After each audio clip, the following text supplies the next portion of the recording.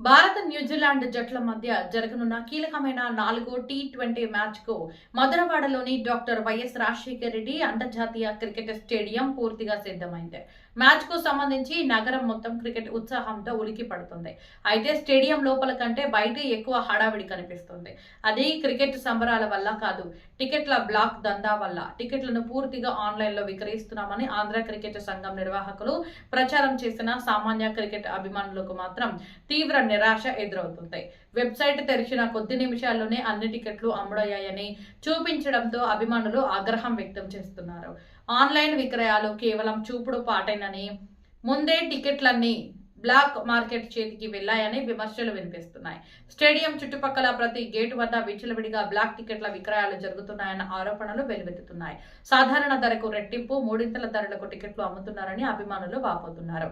Andhra cricket సంఘం పెద్దలు ఆర్భాట ప్రకటనలు చేయడం మానేసి ఈ అక్రమ టికెట్ దందాను వెంటనే అరికట్టాలని నగరవాసులు డిమాండ్ చేస్తున్నారు.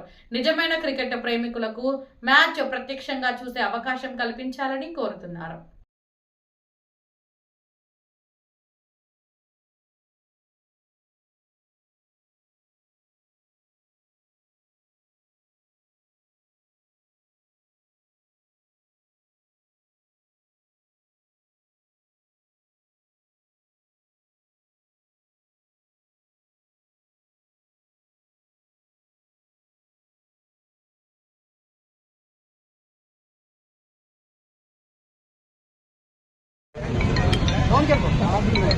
₹1200 కాంప్లిమెంటరీ కార్డు బాబు.